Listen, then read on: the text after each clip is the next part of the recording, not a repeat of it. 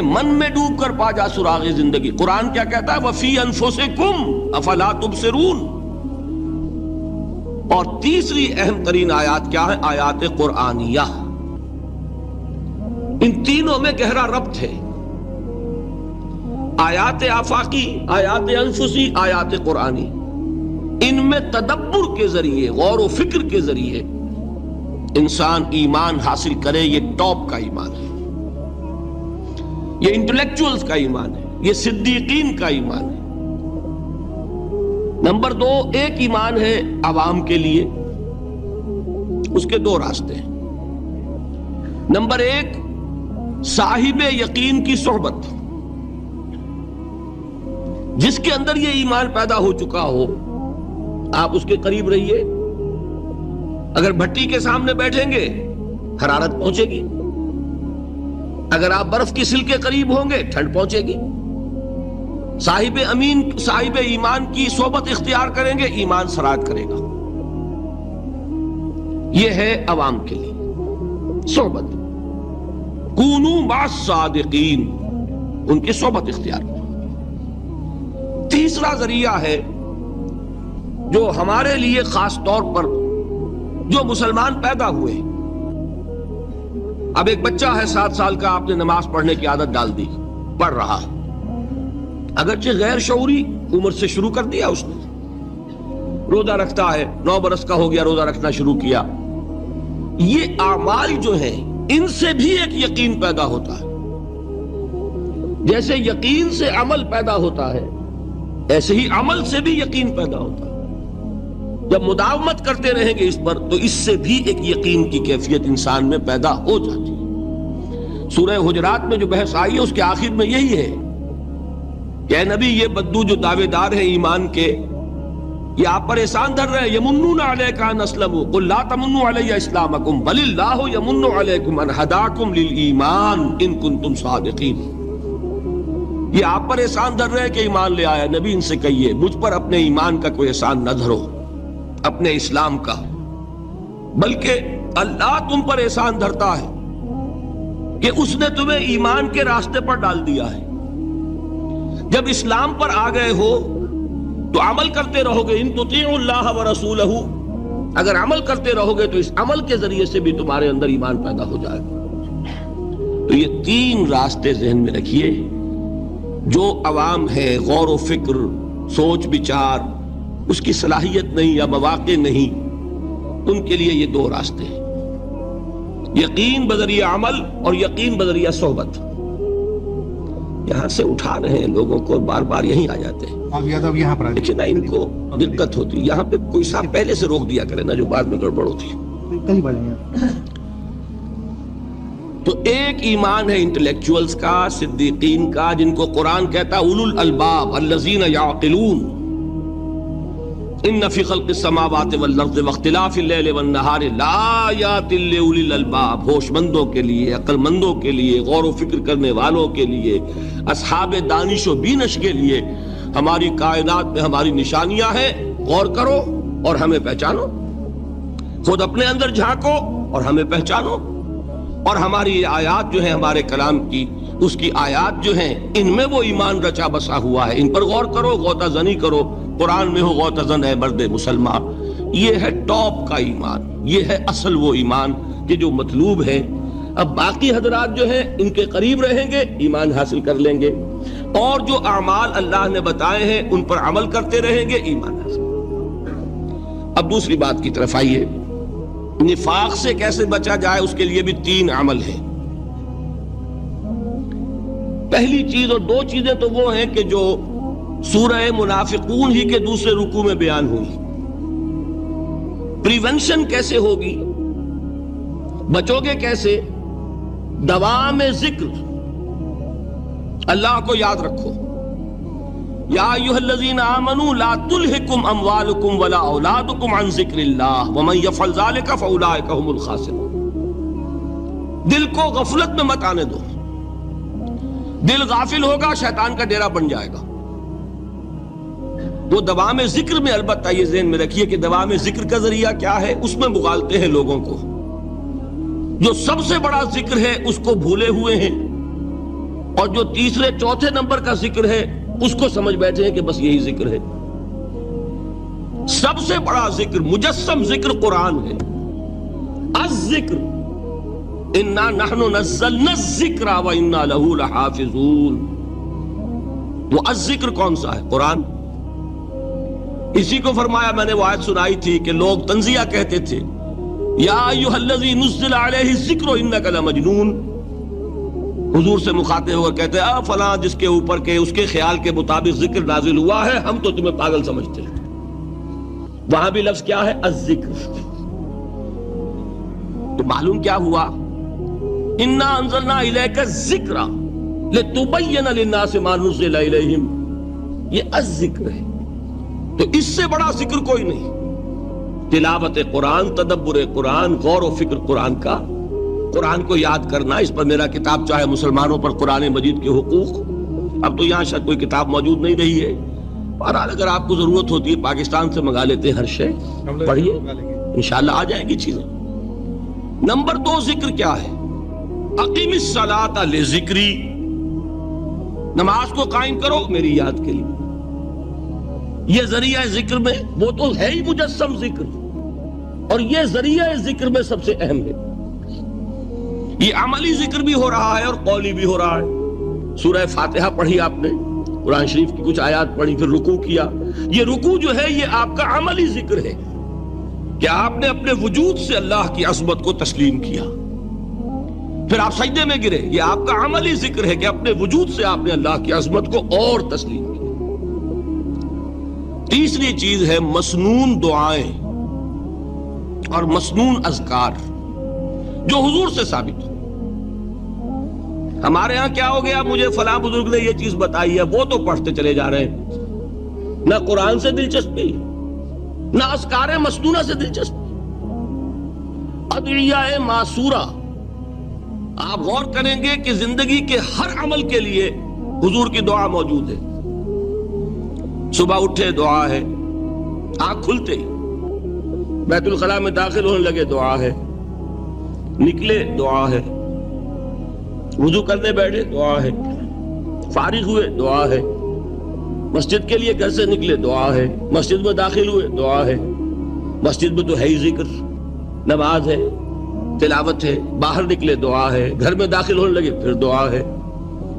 سواری پر سوار ہو رہے ہیں دعا ہے، اتر رہے ہیں دعا ہے، شیشہ دیکھ رہے ہیں دعا ہے، کپڑے پہن رہے ہیں دعا.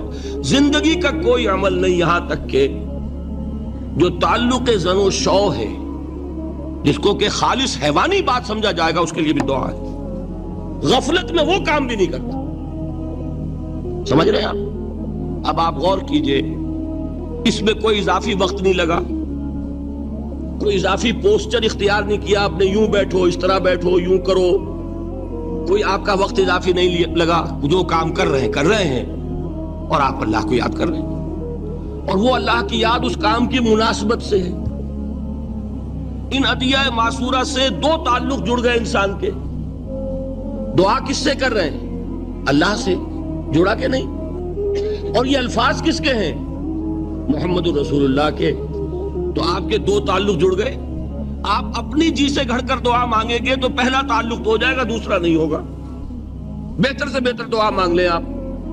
لیکن حضور سے جو معصور اور مسنون الفاظ جب آپ زبان سے نکالتے ہیں تو آپ کا تعلق اللہ سے بھی ہوا بذریعہ دعا، اور وہ الفاظ چونکہ حضور کے ہیں صلی اللہ علیہ وسلم تو حضور کے ساتھ ہوا. یہ تیسرا درجہ ہے. چوتھے درجے میں میں مانتا ہوں کہ ایک ہوتی ہے خاص کسی شخص کے امراض کی تشخیص کرنے کے بعد تجویز. کوئی اگر طبیب ہے، ماہر طبیب روحانی، وہ آپ کو دیکھے گا تو اندازہ لگائے گا کہ آپ میں کیا کمی ہے، اس کے مطابق آپ کو ذکر بتائے گا. بھئی فلاں آیت کا مراقبہ کیا کرو. کسی میں بزدلی ہوتی ہے، کسی میں مال کی محبت زیادہ ہوتی ہے، کسی میں توکل کی کمی ہے، کسی میں شہرت کی خواہش ہے، نمایاں ہونے کا جذبہ ہے، کسی میں تکبر ہے. سب کا ایک سا برس تو نہیں ہوتا نا. تو یہ در حقیقت اندھے کی لاٹھی سے نہیں چلنے والی بات. یہ تو ماہر کی کام ہے کہ وہ تجویز کرے کہ تمہارے لیے خاص طور پر ذکر یہ ہے. در حقیقت ہمارے جو یہ سلسلے تھے سلوک کے، یہ بڑے ماہر ہوتے تھے، یہ لوگ بڑے ماہر اطباء تھے. یہ جو علم نفسیات ہے اس کے ہمارے صوفیاء سے بڑھ کر کبھی کوئی عالم گزرا ہی نہیں دنیا میں. فرائیڈ کیا ہے اور ایڈلر کیا ہے اور یونگ کیا ہے، بچے ہیں. ہمارے صوفیاء کرام نے جس طرح انسان کی نفسیات کو سمجھا اور وہ ان کی مناسبت سے تجویز کرتے تھے. لیکن اس کو رکھا جائے گا چوتھے نمبر پر. جیسے مولانا احمد علی صاحب فرمایا کرتے تھے، بھائی اس آیت کا مراقبہ کیا کرو. مراقبے کیا معنی؟ اب ان الفاظ کو بھی ہم نے خام خواہ کچھ خاص ایک شکل دے دی. مراقبہ کیا؟ توجہ کرنا، دھیان کرنا، خاص اس آیت کے اوپر، اس کے معانی پر اپنے ذہن کو جمانا. وہ کیوں ہے؟ تاکہ آپ کے اندر جو کمی ہے اس کی تلافی اس سے ہو. لیکن یہ کہاں آئے گا؟ چوتھے نمبر پر. سمجھ گئے؟ تو نفاق سے بچنے کا ذریعہ، پریونشن کیا ہے نفاق سے؟ دوام ذکر. نہ تمہیں تمہاری اولاد، نہ تمہارے اموال، نہ تمہاری تجارت، نہ کاروبار اللہ کے ذکر سے غافل نہ کر سکے. پنجابی میں کہتے ہیں کہ ہتھ کارول اور دل یارول. کام کر رہے ہیں آپ، لیکن یہ کہ دل اللہ کے ساتھ لگا ہوا ہے. زبان تر ہے اللہ کی یاد سے. جو قرآن یاد ہے، گاڑی میں آپ بیٹھے جا رہے ہیں، 2 گھنٹے آپ کو کار میں لگانے ہیں، قرآن شریف پڑھتے جائیے. اس سے بڑا ذکر ہی کوئی نہیں. یہ ہے پریونشن. اب اگر مرض ہو جائے تو کیا ہو؟ اس کے لیے 2 چیزیں ضروری ہیں. ایک دیکھیے، عجیب ہے یہ، نفاق کا علاج انفاق سے. صرف ایک الف لگا نا. انفاق کے معنی اور ہے. یہ بنا ہے کس سے؟ نفقت الدراہم، پیسے ختم ہو گئے، مک گئے. یا نفق الفرس، گھوڑا مر گیا. تو مال کو کھپانا، لگانا اللہ کی راہ میں. اگر دل میں نفاق کی کوئی آلائش آئی ہے تو اس کا ازالہ ہوگا انفاق فی سبیل اللہ سے. مال اللہ کی راہ میں دیجئے، صدقہ کیجئے، خیرات کیجئے، دیجئے، اللہ کے دین میں لگائیے. جتنا لگائیں گے نفاق دھل جائے. اس لیے کہ اصل سبب نفاق کا ہے ہی حب دنیا، دنیا کی محبت. لہذا اس کا ازالہ ہوگا جو سب سے محبوب شے ہے، مال. انہ لحب الخیر لشدید. مال محبوب ترین ہے کہ نہیں؟ لہذا اس کو اللہ کی راہ میں لگائیں گے تو وہ نفاق دھل جائے گا. اور ایک اور چیز ہے جو بہت اہم ہے، بہت ہی شعوری طور پر اس کا اہتمام کیجئے. جس وقت دین کے کسی فرض کی انسان کو سمجھ آ جائے، اس کا شعور پیدا ہو جائے، پھر ڈیلے نہ ہو. ذرا سا ڈیلے جو ہے اس پر عمل کرنے میں، یہ در حقیقت نفاق کو جڑ پکڑنے کا موقع دینا ہے. Immediate action. ایک بات سمجھ میں آ گئی، فوراً عمل کرو. اس میں شیطان کیا کرتا ہے؟ ذرا ٹھہر جاؤ، ابھی دیکھو یہ فرض ہے، یہ ذمہ داریاں ہیں، یہ کرنا ہے، اور پھر لگا دینا اپنے آپ کو. بہت سے لوگ کہتے ہیں بس یہ ریٹائرمنٹ کے بعد تو سارا میں دین کے لیے وقف کر دوں گا. اول تو خدا کے بندے تمہارے اندر رہ کیا جائے گا ریٹائرمنٹ کے بعد؟ سارا تو کھپ چکو گے، رہ کیا جائے گا؟ دوسرے یہ کہ یہ بھی جان لیجئے کہ کار دنیا کسے تمام نہ کرد. ریٹائرمنٹ کے بعد کون فارغ ہو جاتا ہے؟ بیٹوں بیٹیوں سے فارغ ہوئے تو پوتے پوتیاں موجود ہیں، نواسے نواسیاں موجود ہیں. کبھی بھی وہ بوجھ ختم نہیں ہوتا زندگی کا. وہ تو یہ کہ آج بات سمجھ میں آئی ہے تو آج عمل ہونا چاہیے. قرآن مجید میں سورہ انعام میں بڑی شدید وعید آئی ہے. الفاظ ہیں یہ، وَنُقَلِّبُ أَفْئِدَتَهُمْ وَأَبْصَارَهُمْ كَمَا لَمْ يُؤْمِنُوا بِهِ أَوَّلَ مَرَّةٍ. انسان پر ایک حقیقت کا انکشاف ہوا کہ یہ بات حق ہے، فوراً تسلیم کرے. کسی مصلحت کی وجہ سے، کسی بزدلی کی وجہ سے، کسی لالچ کی وجہ سے، کسی اپنی سیادت یا قیادت کی وجہ سے کیسے مان لوں؟ لوگ کہیں گے کہ یہ نیچے ہو گیا، وہ اونچا ہو گیا جس کی بات مانی. کسی وجہ سے رک گئے تو اللہ تعالیٰ اندر سے وہ جو استعداد ہے حق کو پہچاننے کی وہ سلب کر لیتا ہے. وَنُقَلِّبُ أَفْئِدَتَهُمْ وَأَبْصَارَهُمْ. ہم الٹ دیں گے ان کے دلوں کو بھی اور ان کی آنکھوں کو بھی. کیوں؟ کما لم یؤمنوا بہ اول مرہ، اس لیے کہ وہ پہلی مرتبہ جب انکشاف حق ہوا ہے وہ ایمان نہیں لائے۔ اس کا میں ایک واقعہ آپ کو سنانا چاہتا ہوں کہ کس طرح صحابہ کرام پر بھی وقتی طور پر یہ واقعہ اگر صحابہ کرام کا نہ ہوتا تو یہ حقائق سمجھ میں نہ آتے۔ غزوہ تبوک کے موقع پر یہ میں جملہ انکمپلیٹ رہ گیا، ضعف ایمان کا حملہ ہو جاتا تھا، نفاق کا نہیں معاذ اللہ، لیکن ضعف ایمانی کی اگلی منزل شروع ہو جاتی ہے نا نفاق۔ جہاں جھوٹ بولنا شروع کیا نفاق، جھوٹی قسمیں کھانی شروع کی سیکنڈ سٹیج، اور جہاں مومنین صادقین سے بغض اور عداوت پیدا ہو گیا وہ تھرڈ سٹیج۔ تو وہ ضعف ایمان کا کیسے ہوتا ہے یہ حضرت کعب ابن مالک نے بڑی تفصیل سے بیان کیا ہے۔ غزوہ تبوک کے موقع پر جہاں منافقین نے آ کر جھوٹے بہانے بنائے، جھوٹی قسمیں کھائیں اور حضور سے ایگزمپشن لے لی، چھٹی لے لی، رخصت لے لی، وہاں 3 ایسے صحابہ بھی تھے جو مومن صادق تھے، لیکن وقتی طور پر شیطان نے انہیں ورغلایا۔ کیسے ورغلایا وہ سمجھ لیجیے۔ کعب ابن مالک نے تفصیل سے بیان کیا ہے، اور میرے نزدیک یہ جہاں تک میرا مطالعہ ہے طویل ترین حدیث ہے، بخاری اور مسلم میں بھی موجود ہے۔ حضور جب واپس آئے ہیں اور اب آپ نے ایک ایک کو بلایا، جن لوگوں نے تو پہلے جھوٹی قسمیں کھا لی تھی ان کو تو بلانے کی ضرورت نہیں تھی، لیکن کچھ لوگ ایسے بھی تھے کہ جنہوں نے ایگزمپشن بھی نہیں لی تھی اور گئے بھی نہیں تھے۔ اب ان کو آپ نے ایک ایک کر کے پیشی ہوئی، آپ کیوں نہیں گئے تھے؟ تو اب جو منافقین تھے ان میں سے انہوں نے اس موقع پہ جھوٹی قسمیں کھا لی۔ خدا کی قسم حضور ہم تو بالکل تیار تھے، پوری میں نے تیاری بھی کر لی تھی، پورا ارادہ تھا، یہ وقتی طور پر یہ مصیبت مجھ پر آ پڑی۔ جس نے قسم کھائی انہوں نے کہا اچھا ٹھیک ہے جائیے۔ کعب ابن مالک کی باری آئی تو ان کے الفاظ اپنے یہ کہ جب میں پیش ہوا تو حضور کے چہرے مبارک پر ایک غصے والی مسکراہٹ تھی، زہر خند کہتے ہیں، ایک مسکراہٹ ہے لیکن غصے کے ساتھ، غضبناک۔ آپ فرمائیے آپ کیوں نہیں گئے؟ حضرت کعب یہ فرماتے ہیں کہ میں نے عرض کیا کہ حضور زبان میرے پاس بھی ہے، جھوٹ میں بھی بول سکتا ہوں، لیکن جھوٹ بول کر میں اس وقت آپ کی ناراضگی سے تو بچ جاؤں گا لیکن اللہ کے پکڑ سے نہیں بچ سکوں گا۔ میں اعتراف کرتا ہوں کہ جتنا صحت مند میں اس زمانے میں تھا کبھی نہیں تھا، جتنا فارغ البال اس وقت تھا کہ میرے پاس ساز و سامان موجود تھا راستے کے لیے، اتنا میں کبھی نہیں تھا۔ لیکن ہوا کیا؟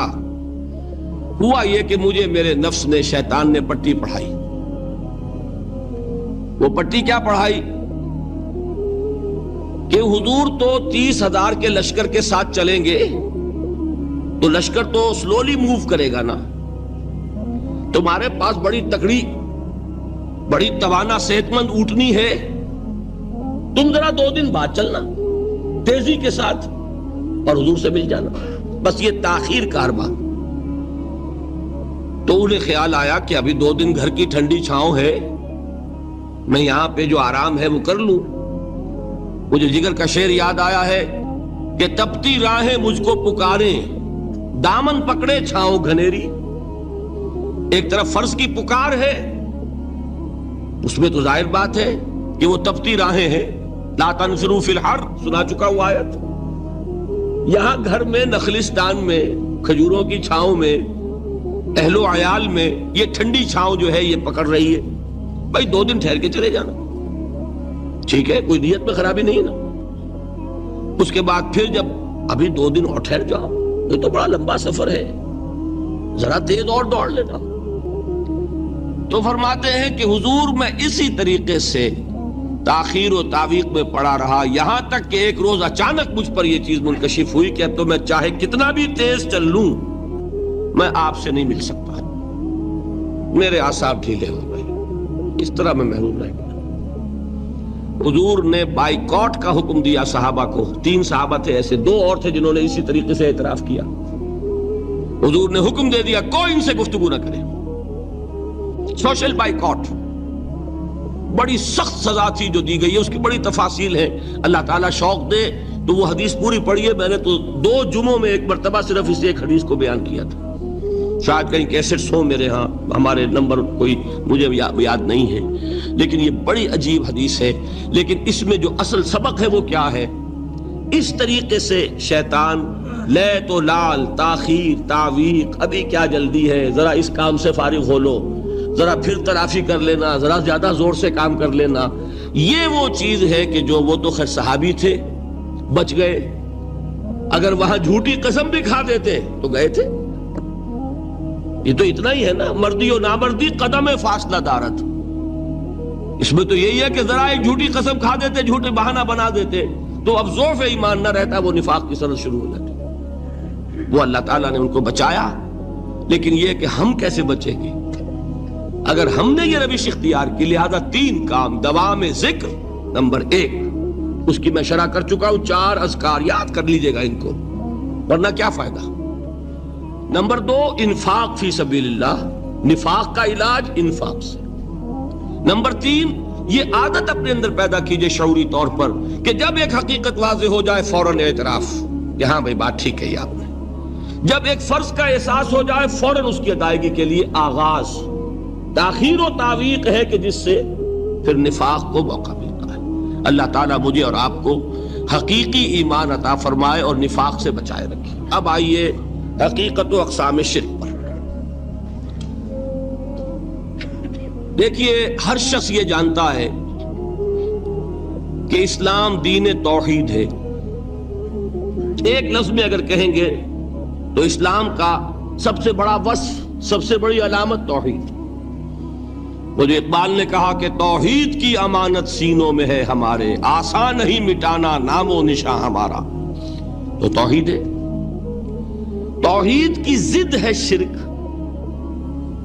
ٹھیک، اس سے میں ایک نتیجہ نکالتا ہوں. کوئی مسلمان جان بوجھ کر مشرک نہیں ہو سکتا. یہ میرا نتیجہ ہے. جان بوجھ کر مشرک نہیں ہو سکتا. وہ شرک میں مبتلا ہوگا تو ناسمجھی میں ہوگا، نادانی میں ہوگا، وہ اسے شرک نہیں سمجھے گا.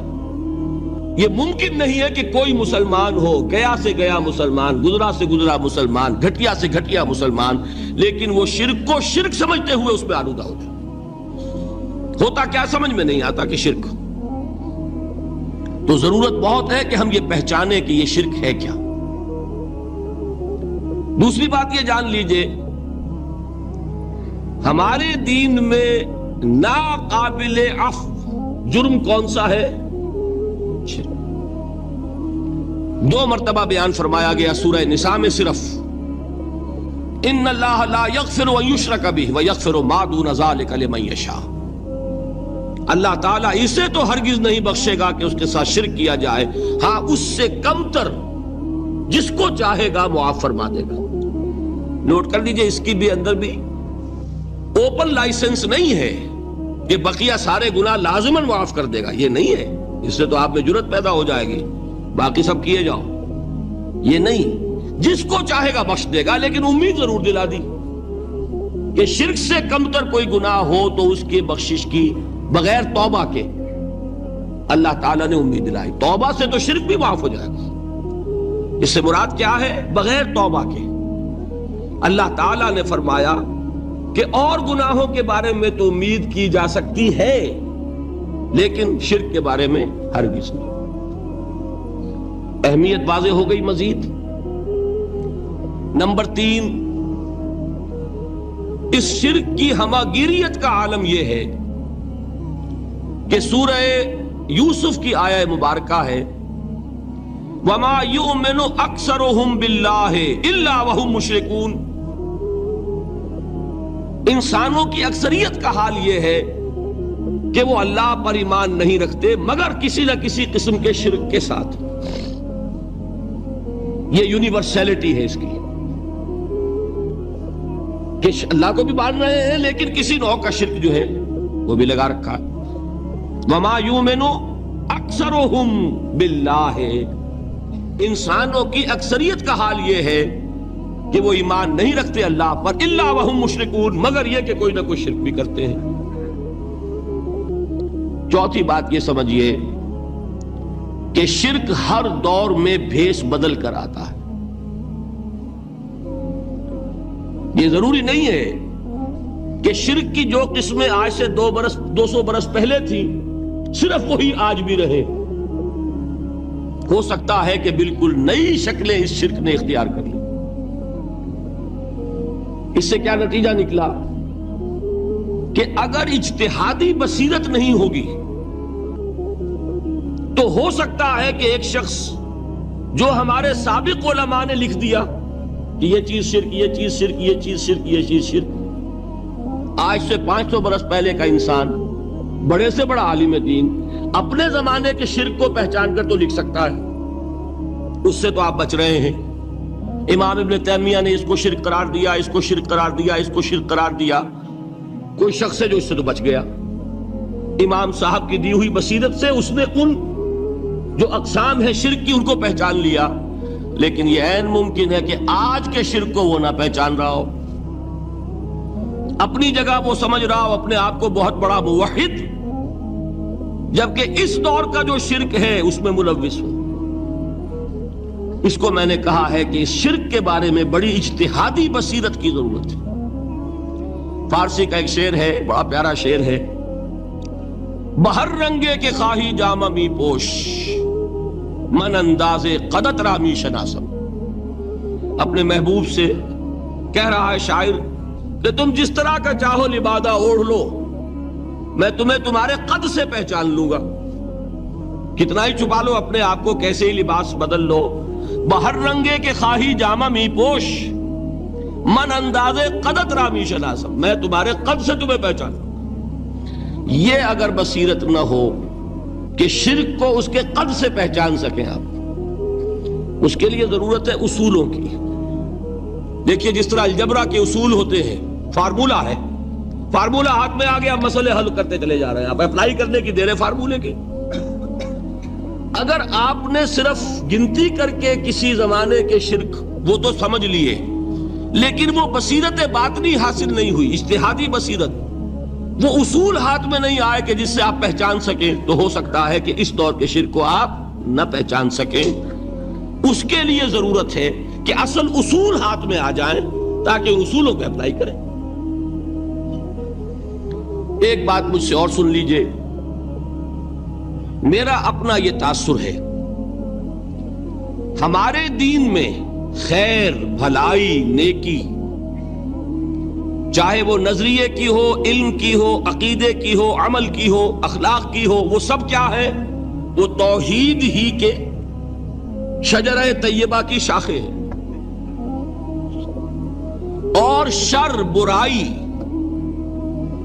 گمراہی، خیالات کی ہو، نظریات کی ہو، علم کی ہو، عقیدے کی ہو، عمل کی ہو، اخلاق کی ہو، سب کے ڈانڈے شرک کے شجرہ خبیثہ سے ملتے ہیں.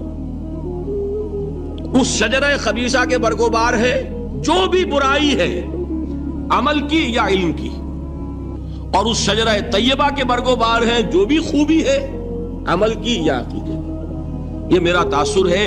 اور جب تک اس انداز میں وہ آپ کو اندرونی رشتے ظاہر نہیں ہوں گے، آپ پر منکشف نہیں ہوں گے، وہ اجتہادی بصیرت جو ہے پیدا نہیں ہو سکے گی. اب آئیے ایک اور بات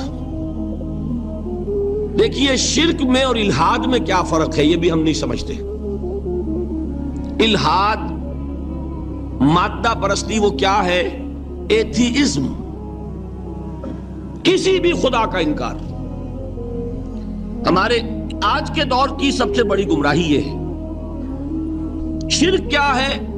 خداؤں کو ماننا. یہ کیا ہے؟ تھیزم ہے، لیکن پولی تھیزم ہے. توحید کیا ہے؟ مونو تھیزم ہے، ایک خدا کا ماننا. لیکن شرک کے اندر ایک اور حقیقت کو پہچان لیجئے، شرک میں ہمیشہ ٹاپ پر ایک خدا کو مانتے ہیں، باقی سارے خدا نیچے ہوتے ہیں. اوپر جا کر وہ توحید ہوگی ہمیشہ. کوئی مشرکانہ نظام ایسا نہیں ہے جو ٹاپ پر جا کر توحید نہ بن جائے. دیکھیے ہندو دیویاں، دیوتا بے شمار، لیکن مہادیو وہ بھی کیا دو ہیں؟ مہادیو وہ تو ایک ہے. انگریزی میں گاڈز گاڈیسز، لیکن وہ چھوٹے جی سے لکھے جائیں گے. چھوٹے جی سے لکھے جانے والے gods and goddesses, Roman mythology ہو، گریک مائتھولوجی ہو، ان دیویوں دیوتاؤں کے نام ہی آپ نہیں یاد کر سکتے، لیکن گاڈ بڑے جی سے وہ ایک ہے کہ نہیں؟ ٹاپ پر جو ہے وہ ایک ہے.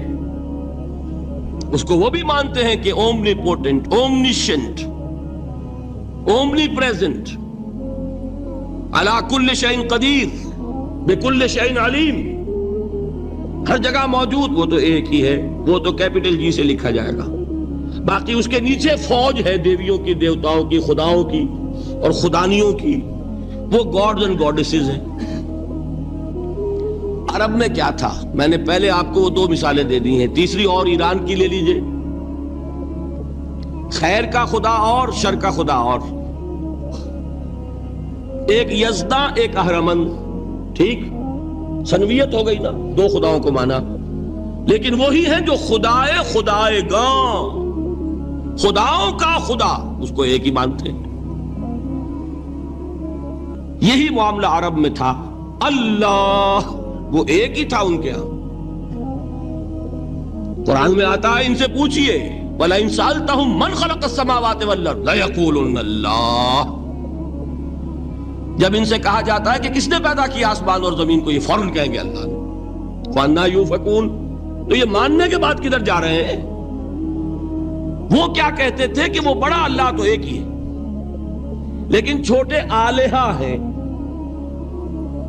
آلہہ اور اللہ میں وہی فرق ہے جو کیپٹل جی کا گاڈ اور چھوٹے جی سے گاڈز اینڈ گاڈیسز. وہی فرق ہے کہ جو مہادیو اور دیویوں اور دیوتاؤں میں ہے، وہی وہاں تھا. اللہ وہ ایک اور سپریم، سب سے بالا تر، اس سے اوپر کوئی نہیں، تخلیق میں اس کا کوئی ساجی نہیں. لیکن اس نے کچھ آلہہ ہیں جنہیں کچھ اختیارات تقسیم کیے ہوئے ہیں. کچھ اس کے لاڈلی ہستیاں ہیں جو سفارش کر سکتی ہیں. بس یہ شرک تھا مشرکین مکہ. بات سمجھ رہے ہیں؟ اس کا جائزہ لیں گے تو آپ کو، اور جو آج شرک کی اقسام میں بیان کروں گا اس کو ہاتھ میں لیں گے تو کسی موحد کا تلاش کرنا مشکل ہو جائے گا. ڈھونڈ اب ان کو چراغ رخ زیبا لے کر. آج جن کا نام مسلمان ہے ان کی اکثریت کسی نہ کسی نوع کے شرک میں مبتلا ہے. اب آئیے اقسام شرک.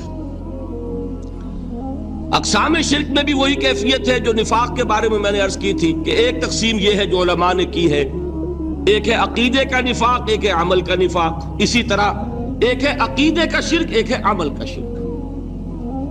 عقیدے میں نہیں ہے، عمل میں ہے.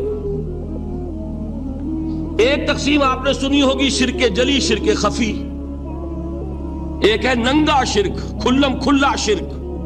ایک ہے چھپا ہوا شرک جو نظر نہیں آتا. لیکن ایک مغالطہ اپنے دل سے نکال دیجئے، بعض لوگ شرک خفی کو شرک نہیں سمجھتے. یہ بہت بڑی غلطی ہے. اگر وہ شرک نہ ہوتا تو حضور اسے شرک نہ کہتے. کوئی اور لفظ، عربی زبان کا دامن جو ہے محدود نہیں ہے، پھر اس کے لیے کوئی اور لفظ اختیار فرمایا جاتا ہے.